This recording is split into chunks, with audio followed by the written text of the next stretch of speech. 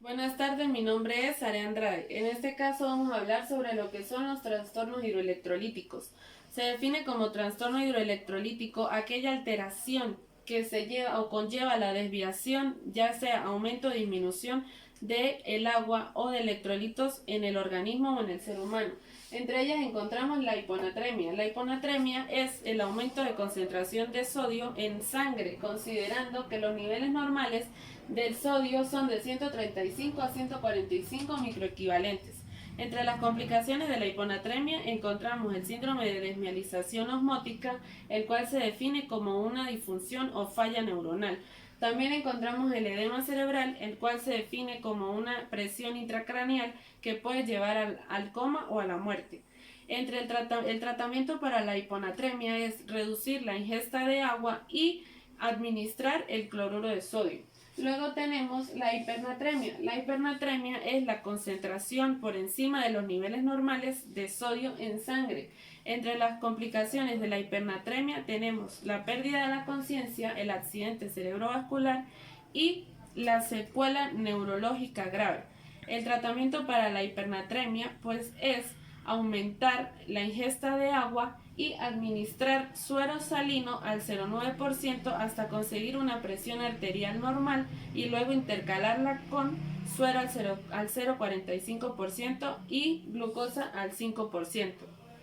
Tenemos luego lo que es la hipopotasemia. Hipopotasemia es la disminución de la concentración de potasio en sangre por debajo de los valores normales, considerando que los valores normales del potasio son de 3,5 a 5 microequivalentes. Entre las complicaciones de la hipopotasemia encontramos la rhabdomiólisis, la cual se define como una enfermedad producida por la necrosis muscular o por necrosis muscular. Luego encontramos lo que son las fallas cardíacas como las extrasístoles, las taquicardias o las arritmias. Y también se encuentra lo que es el retraso en el crecimiento y las enfermedades o trastornos psiquiátricos. El tratamiento para la hipopotasemia pues es lo que es la administración del cloruro potásico. Luego tenemos la hiperpotasemia. La hiperpotasemia es el aumento de potasio o el aumento de la concentración de potasio en sangre por encima de los valores normales. Entre las complicaciones de la hiperpotasemia se encuentran lo que son las parálisis flácidas y las arritmias cardíacas. El tratamiento para la hiperpotasemia es la administración de gluconato de calcio. Luego encontramos lo que es la hipocalcemia. La hipocalcemia se define como el nivel de concentración de calcio por encima de los valores normales en sangre, considerando que los valores normales del calcio son de 8,5 a 10,5 microequivalentes. Entre las complicaciones de la hipocalcemia encontramos la crisis tetánica, la cual se define como el adormecimiento de las extremidades superiores, manos, antebrazos, brazos, tórax y extremidades inferiores del cuerpo. También se encuentran lo que son las encefalopatías generalizadas y las convulsiones generalizadas. El tratamiento para la hipocalcemia puede administrar gluconato de calcio al 10%. En la hipercalcemia se define como el aumento de concentración de calcio en sangre, tomando en cuenta sus valores normales.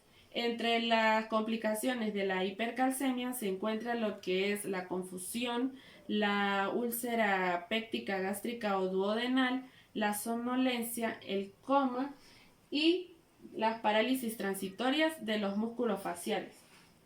El tratamiento para la hipercalcemia pues se encuentra lo que es el fosfato bioral, la administración de diuréticos para eliminar el líquido, el exceso de líquido en el cuerpo y en caso grave la hemodiálisis.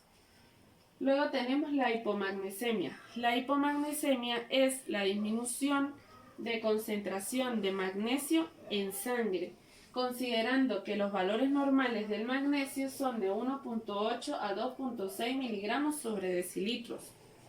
Entre las Entre las complicaciones de la hipomagnesemia encontramos lo que es la crisis tetánica ya mencionada anteriormente, las fallas cardíacas y las convulsiones. En el tratamiento para la hipomagnesemia se administra lo que son las sales de magnesio y las sales de magnesio vía oral y el sulfato de magnesio vía endovenoso. Luego tenemos la hipermagnesemia. La hipermagnesemia se considera como el aumento de concentración de magnesio en sangre. Entre las complicaciones de la hipermagnesemia encontramos la depresión respiratoria y el paro cardíaco. El tratamiento para la hipermagnesemia se considera lo que es el gluconato de calcio, los diuréticos y la diálisis. Seguidamente encontramos otros trastornos como lo son los trastornos del equilibrio ácido-base. Es importante resaltar que estos trastornos son aquellas patologías en las que hay un desequilibrio en lo que es la parte del pH del organismo. Debemos tomar en cuenta que los valores normales del pH son de 7.35 a 7.45. Cuando tenemos un valor por debajo de 7.35 lo consideramos como una acidosis. Y cuando tenemos un valor por encima de 7.45 lo consideramos como una alcalosis. Los trastornos del equilibrio ácido-base se dividen o se clasifican en dos: respiratorios y metabólicos. Y a su vez se clasifican en acidosis respiratoria, acidosis metabólica, alcalosis respiratoria y alcalosis metabólica. Estos trastornos van a variar dependiendo de los valores del pH, del dióxido de carbono y del bicarbonato. Seguidamente tenemos otros tipos de trastornos como lo son la proteína C reactiva y la deshidratación. La proteína C reactiva se dice que es aquella sustancia que genera el hígado y se distribuye a través del torrente sanguíneo. Cuando esta aumenta, se produce se da lo que es la inflamación en el cuerpo. Entre las complicaciones, también es importante resaltar o mencionar que los niveles normales de la proteína C reactiva son de 1.0 miligramos a 3.0 miligramos. Se dice que cuando estos niveles están por encima de 3.0 miligramos es normal en las personas mayores.